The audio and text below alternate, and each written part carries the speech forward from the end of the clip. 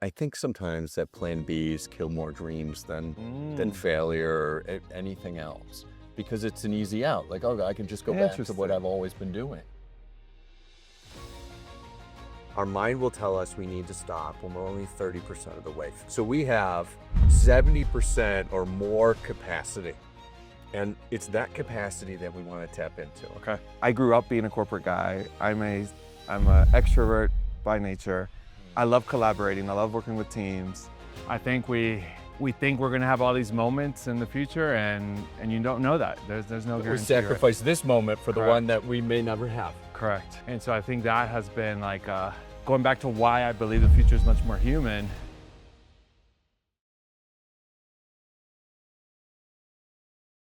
This is the Future Human Experience. We just finished a very unique episode with Sterling Hawkins, where I spent maybe around 4 to 5 hours of the day with him, where we filmed a lot of content of the Sterling Hawkins experience.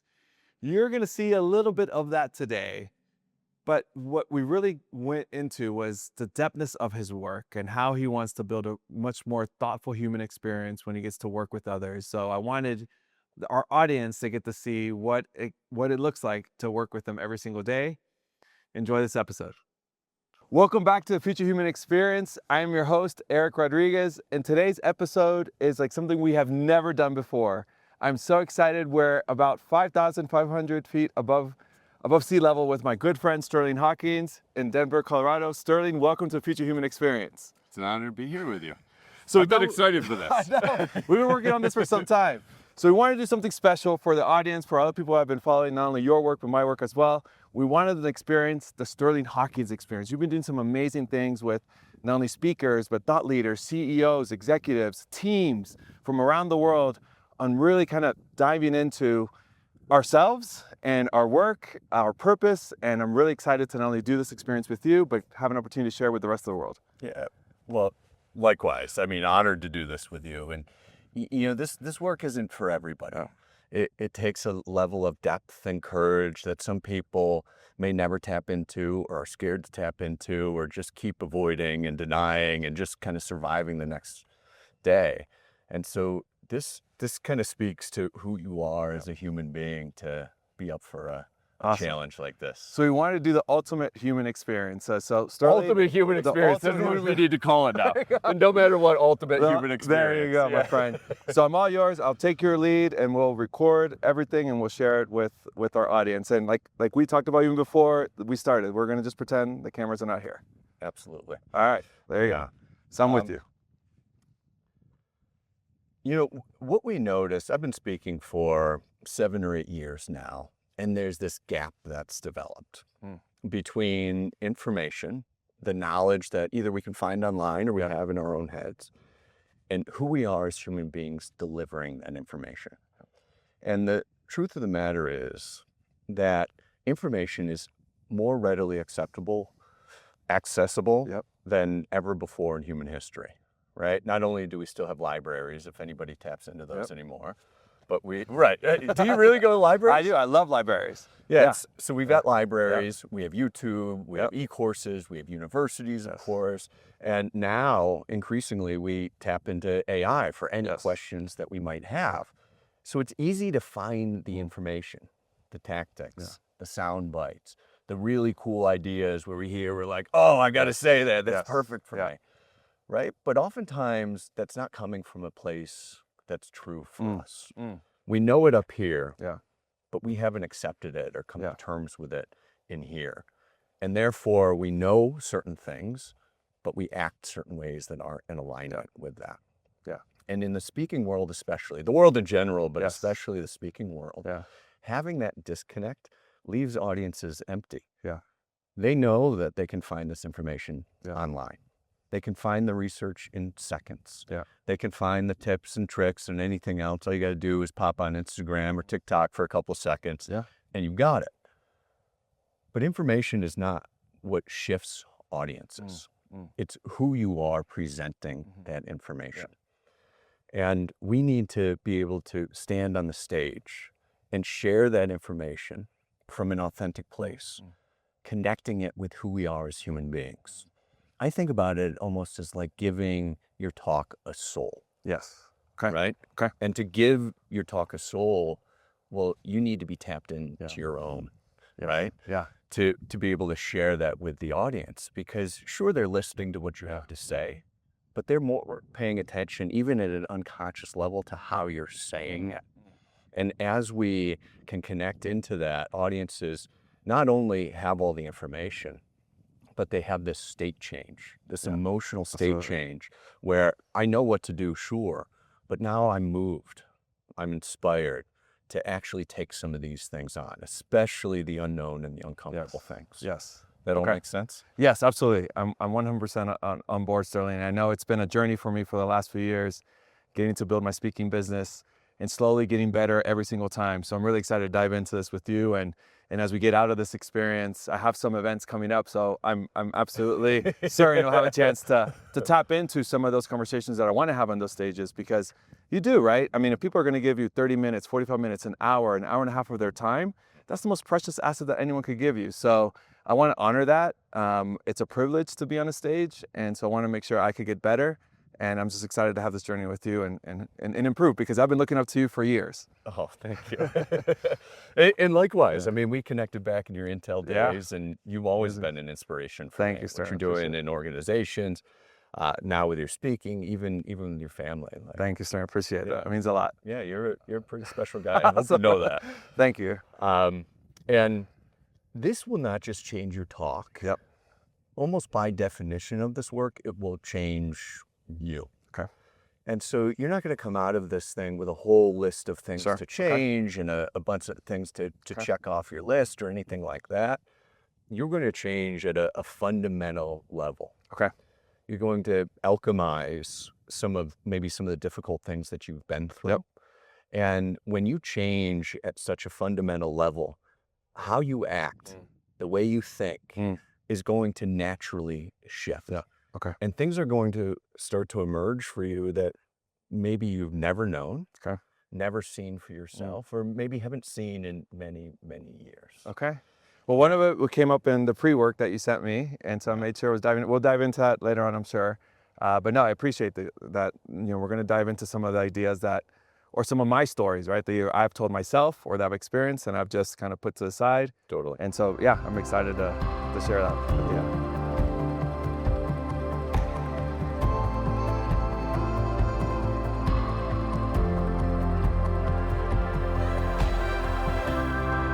So yeah, from a business side, yeah, it's been a challenge, more of a challenge than what I anticipated. However, I think I've also learned a lot. That's probably one of the things that you'll learn from. I mean, you probably already learned from me from just our relationship, right? I always say like, hey, this is something that's probably not working. It's a challenge. However, this is how it's. Yeah, okay, yeah, exactly, right. I always look at the positive side of that challenge. With that said, I mean, you met me when I was at Intel. I grew up being a corporate guy. I'm a extrovert by nature. I love collaborating. I love working with teams. And so when I first had this idea of building this business, my plan B was always like, well, then I'll just go back to corporate, right? Like that would be the plan.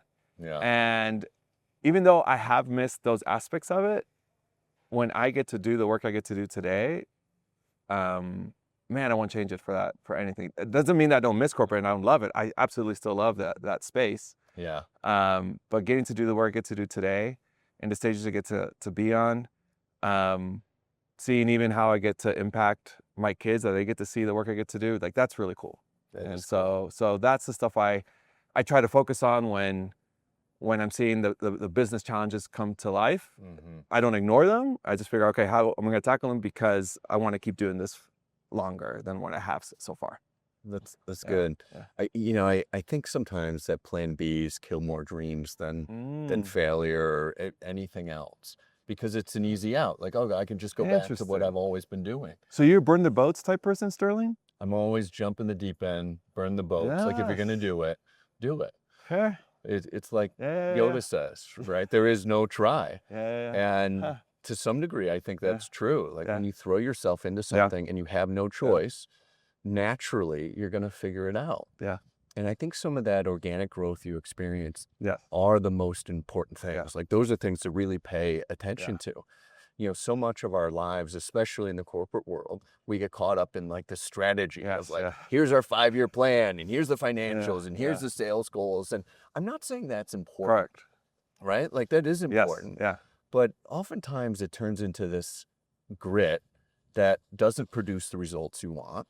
And you end up with this tremendous burnout and these sinking feelings when you don't hit it. And I do think we do need to make big goals and do everything we can to accomplish them. But it's the things that start to come naturally, the things where you find like a spark of inspiration or a unique connection from social media or in an elevator. Those, I feel like that's the universe telling us something. And when we can pay attention to that, align with that, those are the things that grow, not with just grit and hard work, although it takes that, but they grow from this very organic, authentic place. And those are the things that really resonate with people. That's why you've had so much success with your podcast and the teaching you're doing and all those things. Yeah. Sterling, tell me a little bit more about that. So how do we equip ourselves to be open enough to see those opportunities, right? To see those universal moments happen, right? Like you were just saying, the elevator moment that I've had with Seco Space, literally meeting them in the elevator, right? Right? That sounds romantic, basically, to a certain extent, right? But what have you seen, or what do you recommend, right, for us to make sure that we are always open to those moments and not just being locked in with what I have to do? Because there is some value into making sure that I'm still executing where I need to execute, right? My commitments. Totally. So good news. Every human being is equipped with those sensors, right? We all can feel in our heart, in our soul, like, hey, this is an important connection for me. Or, hey, I'm inspired by this particular activity or this conversation. The problem is we have a culture that's gotten obsessed with whys, started by Simon Sinek, right? Like find your why. And now we have all these quizzes and workbooks like find your why. And a lot of that work is genius, right? Simon Sinek started a movement, an important movement. But it's become an externalized purpose where you go out and find it, or companies will go hire an agency and build us a purpose and values, and it looks great on the website, but internally it's not true, right? Like just because the values are written on the wall doesn't mean people are going to act that way. And it creates this disconnect for ourselves where it feels like there's this superficial layer of lies. And underneath, this is how we're really working. And it happens at a personal level too. The truth of the matter is that we don't find our purpose. We don't find our why. It's intrinsically inside each of us. It's already here. But we've got to get out of the way, what's in the way of unleashing that. So we can see some of these opportunities and connect with who we ultimately are. And when we can bring that forward, get out of the way what's in the way and align with who we ultimately are and what's ultimately important to us, that's where a lot of those organic things start to emerge. So, Sterling, tell us a little bit more about what we're going to do. I'm already speaking. So let me get back to the flow. So you don't have any like health conditions or especially heart conditions? No, sir. I'm good to go. Okay, good. That's more confident than you answered the first time. Okay. Yeah. So pay attention to your breathing and to your heart, right? Like if it feels like your heart's beating out of your chest, we can slow it down a little bit. Okay. Or if you feel like you can't breathe and you're going to pass out, let's certainly slow down. We can sit down if we need. Okay. But that said, I want you to push past where your mind tells you to stop. I want you to let yourself, it sounds a little bit masochistic, but I'll say it anyways. I want you to let yourself break inside, right? So let the thoughts flow, let the feelings come.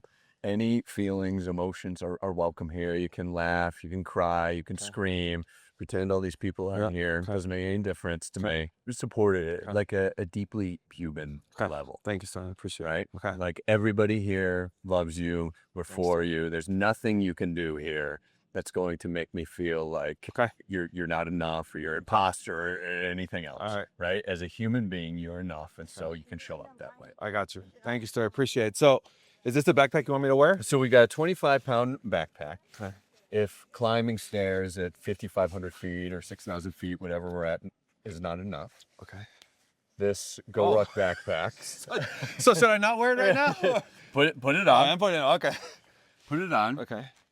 So our mind will tell us to stop way before our capacity is actually tapped out. I forget the numbers, but it's something like our mind will tell us we need to stop when we're only 30% of the way through. Oh, wow. So we have 70% or more capacity. And it's that capacity that we want to tap into. Okay. Right? So know as soon as your mind starts telling you, this is too hard, I can't do this, I hate Sterling, anything along those lines, you know that you have way more human potential inside of you. True here at Red Rocks, also true in our lives. Okay. Our mind is going to tell us to stop before we actually realize our potential. Okay. So let's All right, so lock it. I got you. All right, bro. Let's do this. Yeah. Oh, huh. I have 25 more pounds on me. It's hard for me to move in. We're going to do this 10 times, by the way. 10 times, okay. Which I know is not true.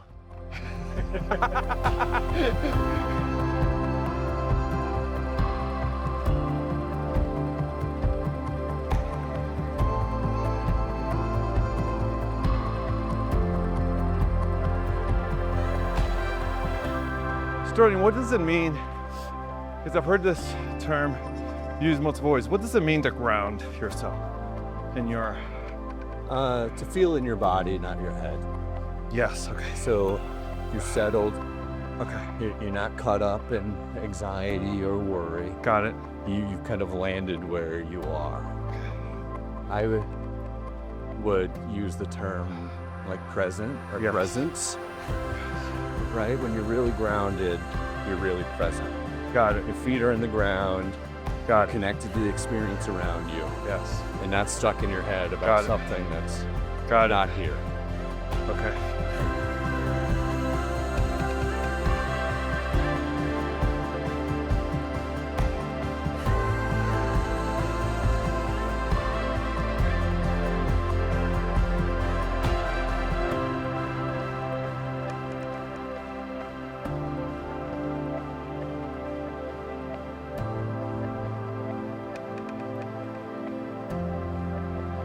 So I say this out of love, but Yeah. so often our reflex response is I'm good.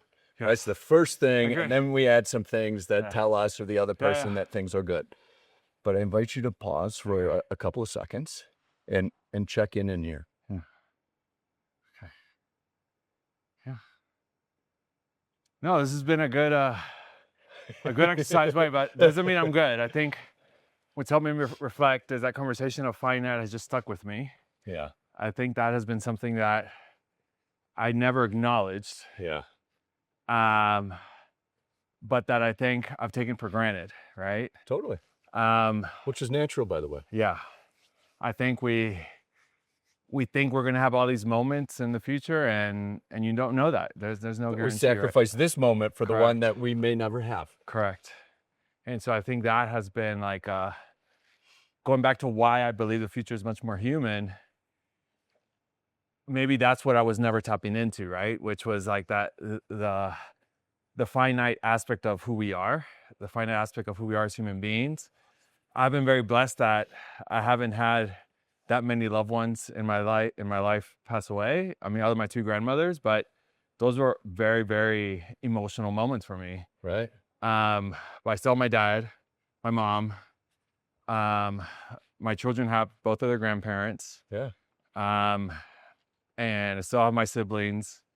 I still have my brother and sister-in-laws. So that immediacy has not struck me. I just actually had a friend pass away around 13 months ago. He was about my age. Yeah. And it was all of a sudden, right? And I remember I would see him maybe every 3 months because I would always go and play soccer with him. Yeah. And my son would come out and play too. And my son always remembered him as being one of the kindest people that would always welcome him to play. Yeah.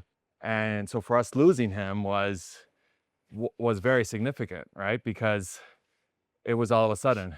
And I remember having a conversation with him when he was leaving Intel, and we talked about him opening up a small business, and he told me, he's like, if you've done it, Eric, I could do it too. Yeah. And he was in the process of doing that. And so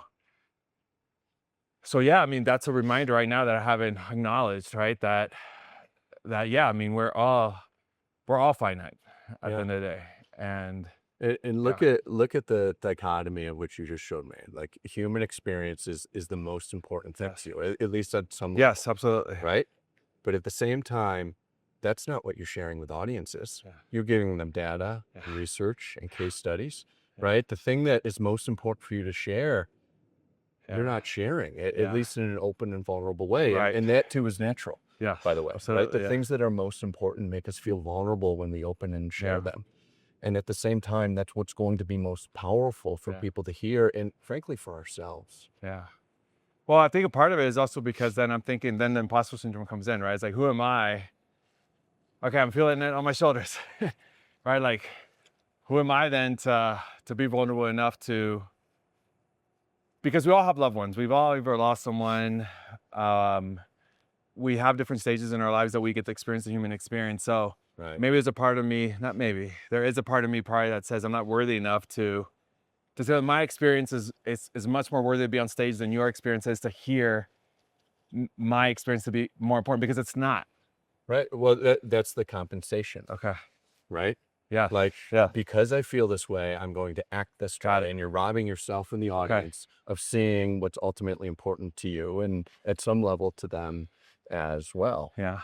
Right. And let me ask you, when you're in the presence of that human experience, right, you're in the presence of the gratitude that you have, or the joy of the experiences you had with your friends, your gratitude that your family is all safe and healthy.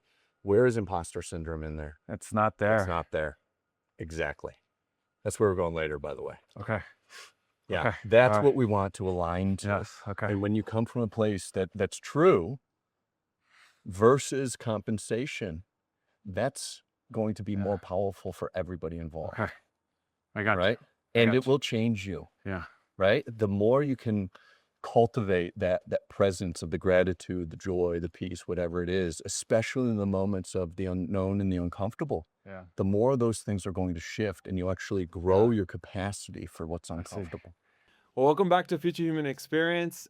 We are in the depths of the Sterling Hawkins experience, the premium human experience that we've been calling it.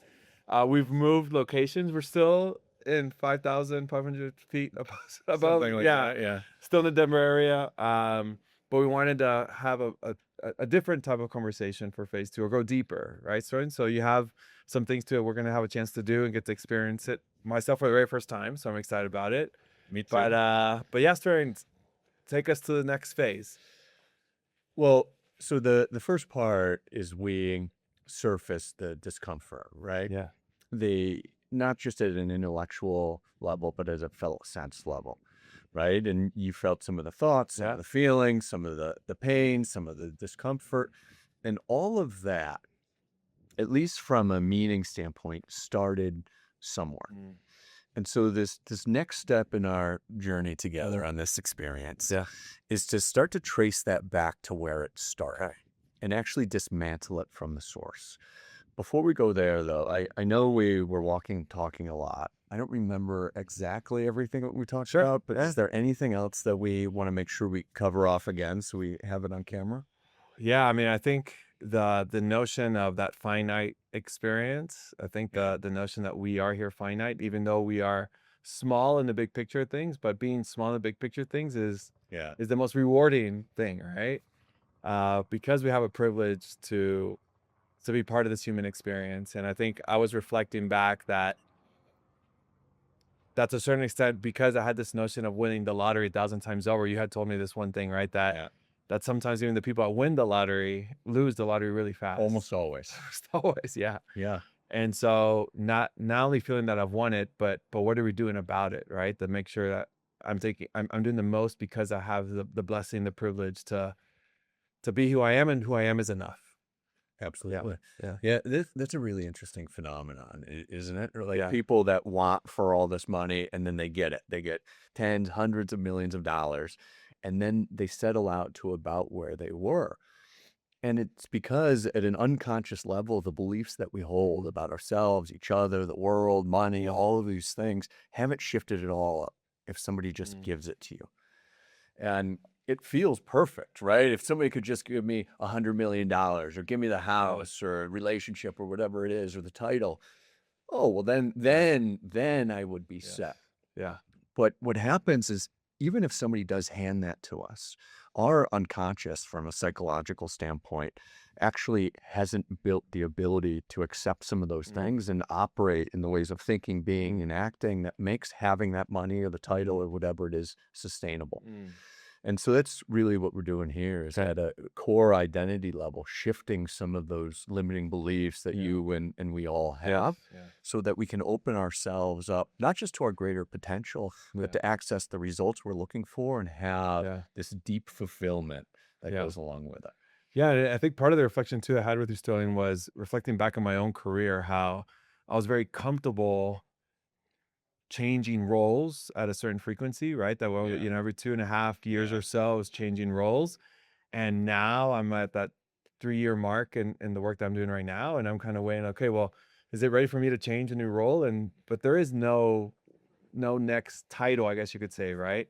Right. But a part of me too, I had asked you, I said, well, what kept me moving into these different spaces? And I love that you challenged me to reflect on that. Yeah. to say, Sterling, answer that to me. Right. And I think it was that notion that I had a greater purpose, right? That I had something greater, that those titles, the money, the promotions, those would come. Yeah. As long as I was connected to that greater purpose. And I think that's even what inspired me to transition out of a space that I was very comfortable in, right? I knew the tech sector. They knew me very well. Yeah. I had a good network. Yeah. Great people I love to work with. But I still felt that, wait, there's something else out there I need to go and explore. Something calls you. Yes. Right? Yeah. It's not like I have to. Correct. It might even not feel like the smart decision Sure. sometimes, right? Logical Look at the decision, money, or, Yeah. you know? But at the same time, as human beings, we're called to grow. Not force ourselves or anything like that, but there's something in us that calls us forward towards something greater. And it's important that we listen to that, not just professionally, but personally as well. And that's where you get these inflection points of growth. Yeah. And that's not to say it's an easy journey. It's not like, oh, I've done it and now like I'm a rocket ship of success. But it tends to be more of an unfolding process, an unfurling, right? Where you go deeper and deeper into the connection with yourself, the authenticity you have, the orienting to the truth inside of us. And that's what has this ripple effect, not just in our own lives, but in all the people around us, whether it's in the office, our communities, our families, anywhere. Okay. So you ready to I'm ready. do the next step? Yes, sir. So what I have for you, you don't have to do this, but I brought some things from Peru. So I've spent time with indigenous groups all over the world. And I've spent probably the most time with the Shipibo in the Amazon in Peru. And they have this very sacred practice, the ceremonial practice of using Rapé or Rapé to open up some of these experiences for themselves. And I brought it here today because this isn't just a conversation. It's not just a podcast, right? It's tapping into something deeper at a ceremonial, maybe even spiritual level. That's something that resonates with you. What it is it's a tobacco product that's mixed with various other herbs, depending on the type that you get. And it's blown through this pipe. It's not smoked. It's blown through this pipe up your nose. And it is a little bit disorienting every time, but especially the first time. And this is actually a rapé made in Peru. This is like the real deal, the real stuff from the source. And the intention around this particular variety of it is to open ourselves to something greater, which seemed very appropriate for our conversation here. Well, let's try it. I want the audience to only get to see what we get to do, but I'll try it. They're going to be like, Eric, what are you doing? But I would love to try this out. So this is something that's very common and that you've seen in the cultures, right? Very common. What have you seen that kind of, what is the history behind this? Do they have a chance to kind of tell you a little bit more about what the custom is of this? Of course, if they're opening it, but do they do this at a certain frequency to do that? Or So different people, Okay. different cultures, Okay. different backgrounds, and different practices. But generally, they use it to open up a sacred space, got it. a ceremonial space, Okay. to mark something Okay. where you have a physical experience coordinated with an intellectual one. Okay. So you're kind of telling your body, hey, this is something that's important to me. It's standing out. Okay. And maybe even for you, especially in this conversation, like I'm willing to confront some of the things that I've forgotten about or have ignored or really have tried to push down just to operate as human beings. Okay. know? I always think like business is challenging, right? Speaking business, startup business, even corporate business, like it's all challenging. But the human being experience, take all that off the table. The human experience is really hard. Having children, losing people that are close to us, working through anxiety or fear or doubt. And that's what really resonated with me about this stuff. Okay. Especially living in the jungle with these, it was basically a tribe, literally in the middle of the jungle. And they're not worried about the same things we're worried about, right? Like money and houses don't mean the same things to them.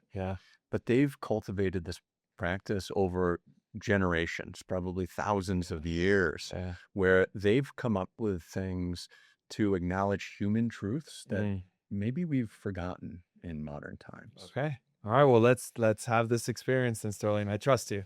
Okay. All right. Yeah. Okay. So I'm going to give you a tissue. Okay. Okay. And what you'll do is you'll breathe in. I'll put the end of the pipe in your nose and stop breathing for a couple of seconds when I do that. And I'm just going to breathe pretty quickly and it will go off your sinuses. It'll be interesting for you because you can't smell. So I don't know. You might have a totally different experience than I've had. Right. And I'll start to smell right afterwards. And that's why. Yeah. wouldn't that be something? we captured the first time you smell on camera. That would be unbelievable. Oh yeah. All right. And the only thing is, once we do one, you want to do both from like a balanced perspective. Got it. Okay. You have a masculine side, you have a feminine side. Okay. And reflecting that in our nostrils, I want to do both. So I won't do very much. So you can just have a little bit of a sample of it. Okay. But use it as kind of a sacred marking of the conversation we're about to have is important. Okay. And I use this afterwards or? Yeah. So after I breathe it or blow it into your nose, you can breathe out. And I recommend waiting a couple of seconds. Your eyes might tear up, you might sneeze, you might even feel different emotions come through. But wait at least a couple of seconds, maybe even a minute or so before you blow your nose. Okay. All right. Best case is we do both. You wait a little bit and then you blow your nose. So I'll let you know if I'm ready for the other one. Okay. Got it. All right. I'm ready. Your wife's going to be like, what are you doing with this guy? We're in Denver. There's no illegal drugs or anything. Yeah. There's, right? Clarifying that. Yeah. That's what's going up my nose, right? Yeah. Okay. Yeah. And you might feel like heat rise through your body. It might even concentrate in the top of your head. And just be with it. Try not to like flinch too much. I'm sure you'll flinch a little bit, right? But really try to like open to it and let it settle in. And it's incredibly grounding and will really help kind of settle into the experience. All right. The Sterling Hawkins experience. Yeah. Right. I'm with you, brother. Okay. Here we go. Well, when you're ready. Okay. We want to do this one first. Okay. Yeah. Do I lean in or do you want me to stay up? How do you want to do it? You can stay up. Okay. Just breathe in.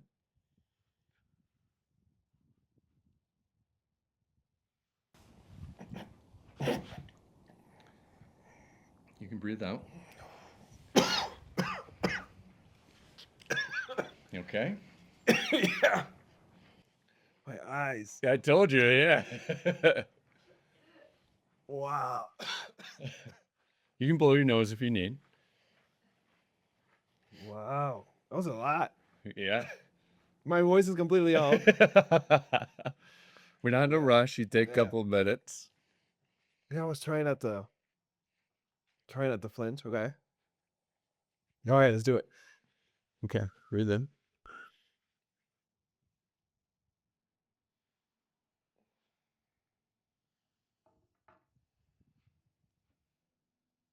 Okay, that was different.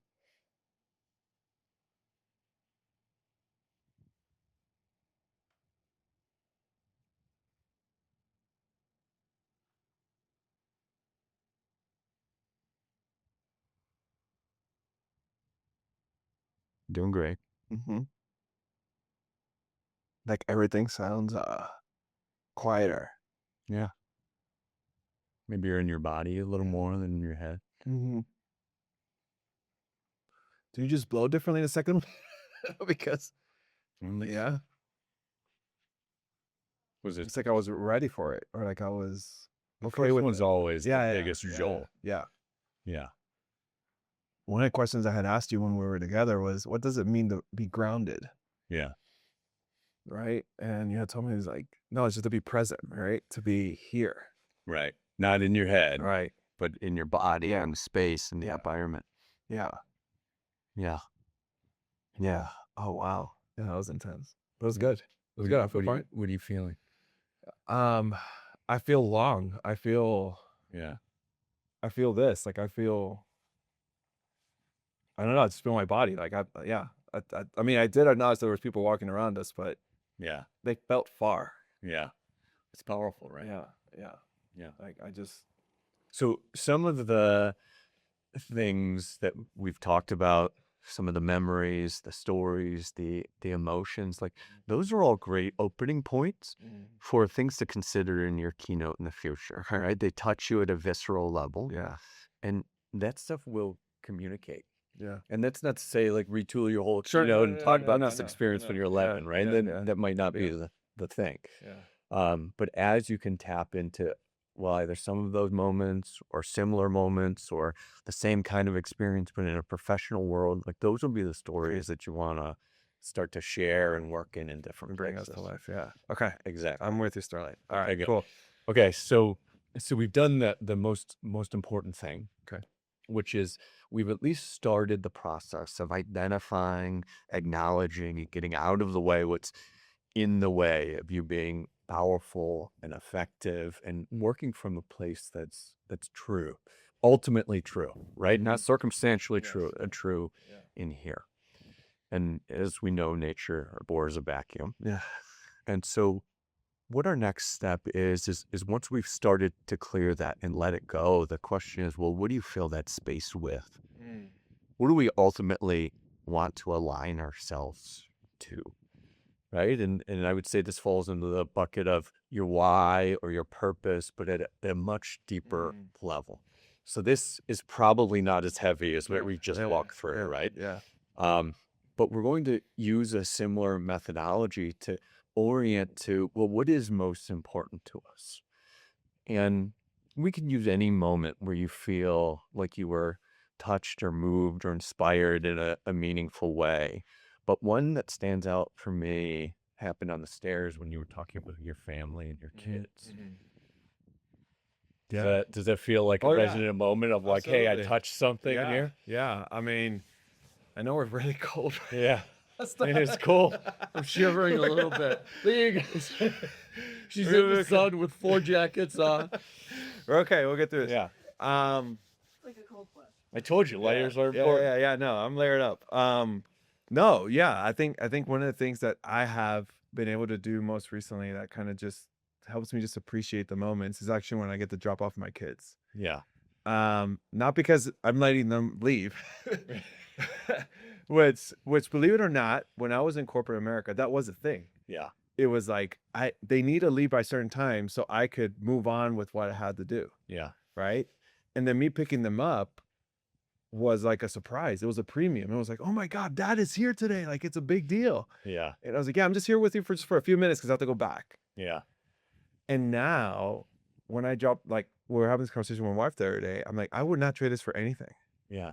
Like I love dropping them off because I get to spend a few minutes just with them. And then I'll drop off my son first. I get to spend maybe 10, 15 minutes just with my daughter. Yeah. And now we're reading books out loud. Mhm. And so we get to read together in the car, Yeah. right? Nice. We've already finished 2 books and we're going into our third. You're not reading in the car, hopefully. Well, no. Sorry. We're parked. I should clarify. I got it. We were parked because I already dropped off my son. So we're parked. And we're like, well, until her school day starts, I get to spend 10, 15 minutes with her Yeah. just reading. Yeah. And that is like irreplaceable for me. Yeah. Right. And so I go back to those moments, right? I just spending time with them that maybe I didn't appreciate before. Yeah. That even though working on system was great and it gave me an opportunity to do all these wonderful experiences, wonderful vacations, Yeah.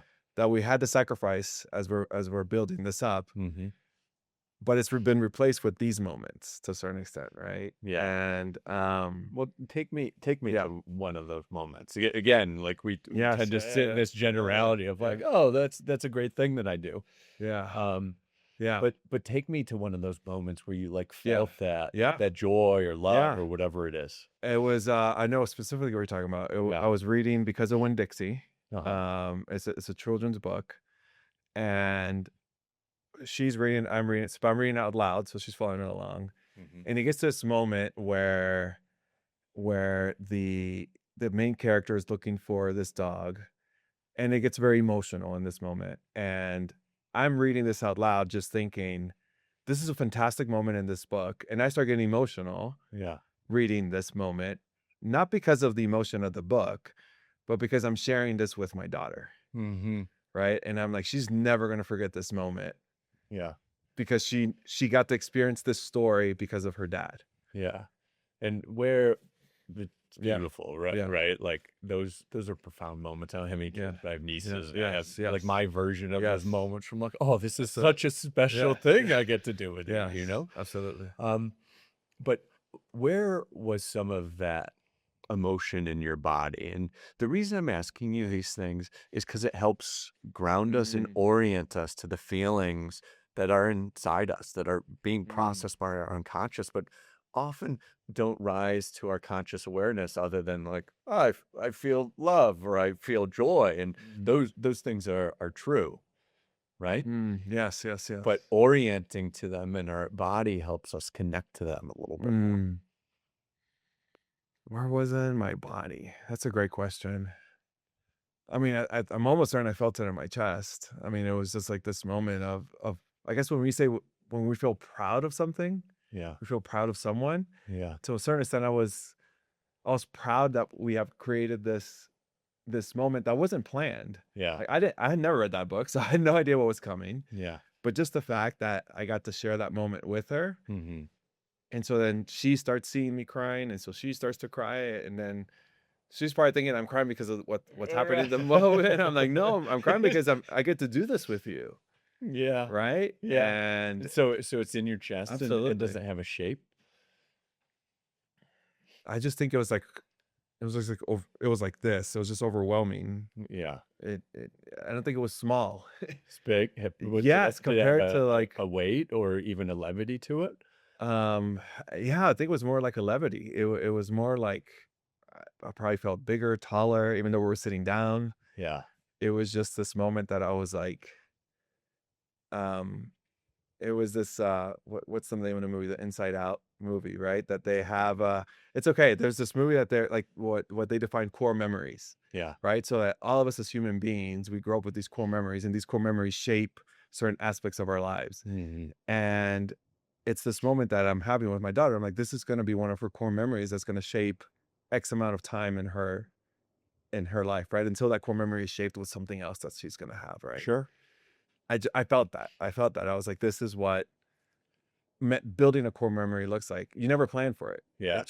It happens, right? For me, it was a lot of experiences in Ecuador really shaped what the person I became. Yeah. Thank you, Sterling. Yeah. I would Yeah. never gone back to that moment. Thank you. Yeah. Yeah. And you know, here again, that or other things that I feel in that realm might be stories or ideas that you want to share inside of a keynote, right? They're emotionally resonant for you. Yeah. People can get something important out of stories that might feel Yeah. trivial Yeah. to you. Yeah. To share but are profound for you at another level. That's awesome. Thank you, Sterling. Yeah, you're welcome. That was meaningful. Yeah. Yeah. So what you're gonna do following this, so, and we can chat later, by the way, but it won't be on camera, is in your workbook. Okay. Your next steps will be to orient to that no matter what. The joy of the unplanned, and really settle into it. And start to look for, well, if I show up this way everywhere, what does the world look like? How do I change? How do others change? How will the companies I speak to, even the world, change? You know what that is? Your vision. Yeah. Right? It's not, oh, I want to touch 100 million people and the blah, blah, blah, right? Like, from that place, the true, authentic place that you can trust eternally, the world will look different. And you want to articulate it, you want to write it down, and that's your guiding vision. That's what you're working towards. And the next step is to go another level deeper to say, okay, well, if I have my mission and I have my vision, what values are most important for me to cultivate as a part of that? Right? And a lot of values are important, right? Like integrity and trust and honesty. And, the list is long, but specifically, there are going to be some ways of being and acting that you have that aren't, we all have them, that aren't in alignment with that ultimate mission. And those are the most important values to write down and bring forward and live true to. I love that. No matter what. No matter what. Sterling Hawkins, thank you so much for this experience. Before we go, so one of the things that we know we've gone deep in with me for the last few hours, right? But one of the things that we like to do that's really special on the podcast, I'm catching completely off guard, but I thought it was good because you're fantastic anyways, is that we like to do something special with every single guest that we have on the pod. And we ask them to ask me a question. And you've gotten to know me over the years. So a lot today. Yeah, a lot today too. But if there's a question either about my work, about my journey, about something that you probably still don't know about me, that you're interested in knowing, what would that be? What do you love to do most? Oof. I love spend time with my family. Yeah. My immediate family, my extended family. Doing what? Anything specific? Just being with them. Yeah. Just being with them. I think that's cool. I think one of the things I've learned over the last few years is yes, we could create those Disney moments, we could create those vacation moments. Those are all fantastic. Those are all great. Yeah. But sometimes it's just sitting down at a table playing Flip 7 or Uno that we're just having a good time, or spending time with my parents in Ecuador for an entire month.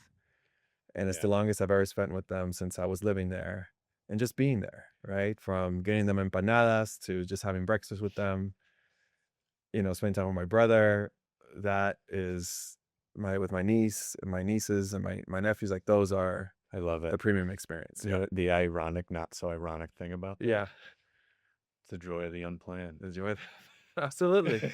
Absolutely, my friend. Yeah. So I also have something for you okay. to All right, commemorate this experience, right? Because I do think it helps to have things a little more tangible, right? That's why we were talking about these things, and you're going to want to write them down and have them somewhere where you can constantly represent it for yourself.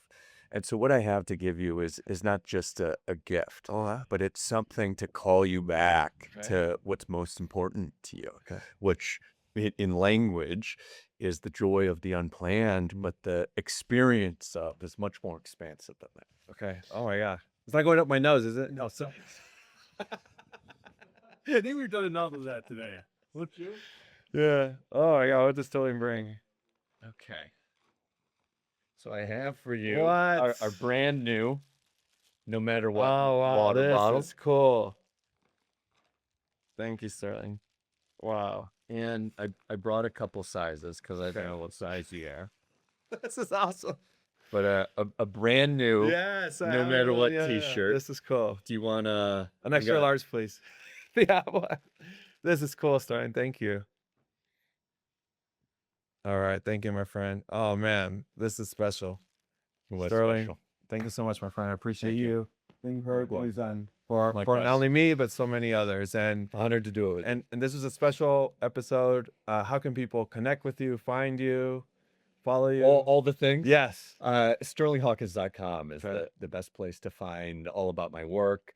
Okay. And, social media there. We've got blogs and all sorts of content. But I think most importantly for me and maybe for some of you listening is it's also the home of the no matter what movement. Yeah. And it's tens of thousands of people from all over the world, all people that are oriented to the things that are most true and finding that trust within inside of themselves to take those next uncomfortable, uncertain steps to achieve it.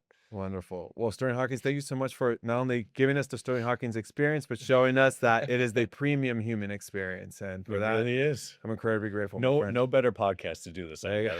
the way. Thank you, my friend. Thank you. Awesome. Thank you for listening to this episode. I'm inspired to hear that these conversations are resonating within our communities, our organizations, our companies, and our households all around the world. If you found this conversation to be valuable, please take the time to like, subscribe, and share it with someone else. I do believe that as the future gets much more digitized, it gives us an opportunity to be much more human as well. And these conversations are part of that journey. So if you're enjoying the content on this channel, please check out these videos. Thank you.